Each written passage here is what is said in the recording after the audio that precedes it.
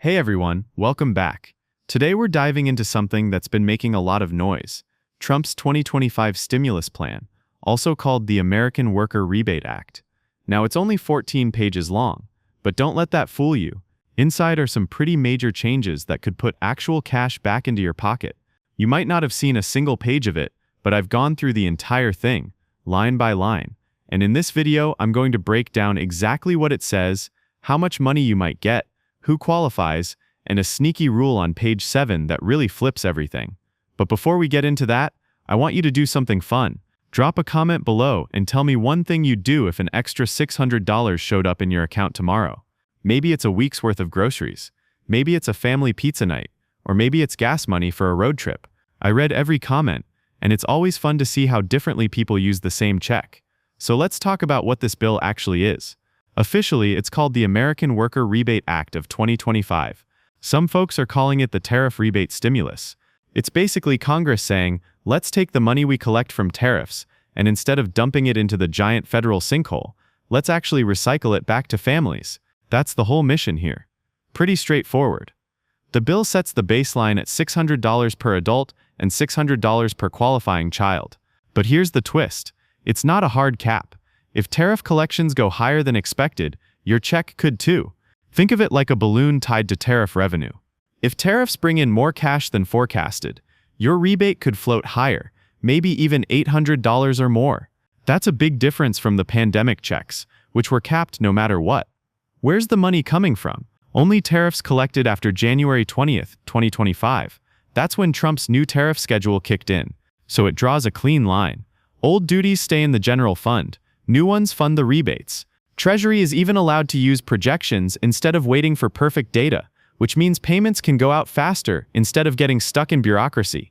Timing matters, especially with the election cycle heating up.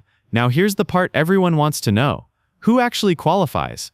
If your adjusted gross income is under $75,000 as a single filer or $150,000 for married couples, you're in the clear for the full amount. After that, the rebate starts phasing out at 5 cents for every dollar over the limit.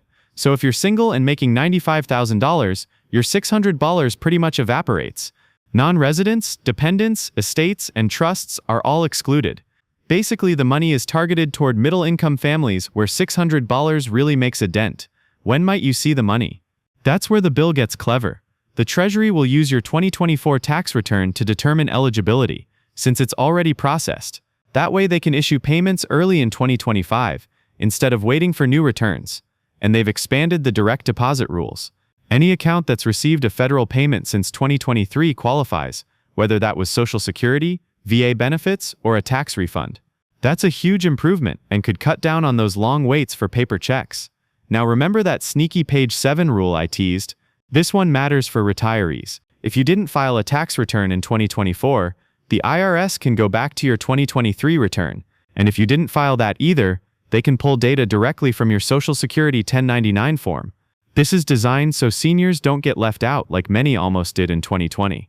Honestly, it might be the single smartest fix in the whole act. There are other guardrails too. Everyone on the return has to have a valid Social Security number, with exceptions for adopted children. And here's one that military families will appreciate. If one spouse served in uniform during the tax year, the family qualifies even if one spouse doesn't have an SSN. Congress learned from the mistakes of 2020 and closed that loophole in advance. So how much can families actually expect? A baseline of $600 per person means a family of 4 could see $2,400. But if tariffs bring in more than expected, those same families might see $3,200 SID. Let's say Emma and Jordan file jointly, earn $85,000 combined, and have 2 kids. They qualify for the full rebate, $2,400 at the baseline, but potentially $3,020 if revenues are strong. On the other hand, someone making $200,000 a year won't see anything, because the phase-out wipes it out completely. Small business owners always ask where they fit in. If you're filing as self-employed and your income is under the limit after expenses, you qualify like anyone else. Same with partnerships and S-Corp that pass income through to individuals. Regular corporations don't get rebates. The checks are only for actual people.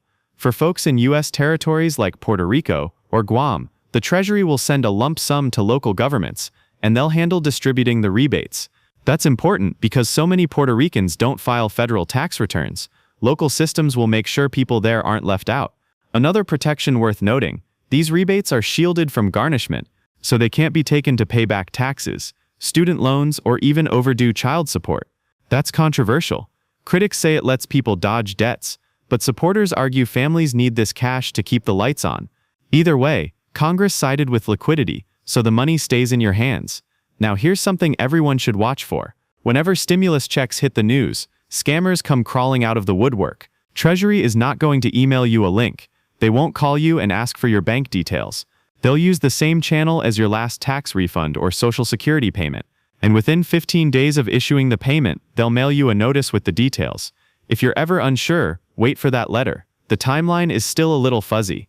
Since they're using 2024 tax data, the earliest deposits could start going out not long after the bill is fully passed.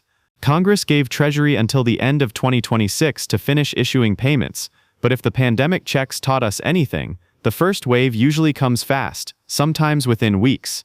Of course, there are critics. Some say tariffs already raise prices for families, so is this really just money moving from one pocket to another? Studies suggest tariffs cost the average household around $2,400 a year in higher prices. A $600 check only covers a fraction of that. On the flip side, supporters argue tariffs protect U.S. jobs and industries, and now this rebate puts at least some of that money back in people's wallets. Whether you see it as fair trade or just recycling, it depends a lot on where you sit, whether your job is in a protected industry or whether your shopping cart is full of imported goods. There are also legal questions hanging in the air. Courts are already weighing challenges to the president's tariff authority. If certain duties get rolled back, revenue shrinks, and so do the rebates. The bill doesn't set up any backup funding source. It all rises and falls with tariffs. People keep asking, why $600 again? According to one Senate aide, that number is a sweet spot. It's meaningful, but not inflation shocking. $600 is about a week's take-home pay for the median worker. It's familiar too. Americans remember the $600 checks from 2020 and 2021. So the number feels both useful and symbolic. So what should you do right now? First, check your 2024 adjusted gross income. If you're close to the threshold, think about ways to lower it, maybe through retirement contributions or HSA deposits. Second, make sure your direct deposit info with the IRS is current, especially if you changed banks this year. And if you're receiving Social Security, double-check that your mailing address is correct. Finally, stay alert for scams. If someone asks for your bank login, it's not real. So there it is, the American Worker Rebate Act in plain English. A baseline $600 per adult and kid, more if tariffs outperform, with protections for retirees, military families, and territories. Is it perfect? No. But is it real money that could land in millions of households? Absolutely. Drop a comment. Does $600 make a big difference for you, or does it just feel symbolic? I'd love to hear your take. And if you enjoy clear, no-hype money talk, hit that subscribe button so you don't miss what's coming next. Thanks for hanging out with me today, and I'll catch you in the next one.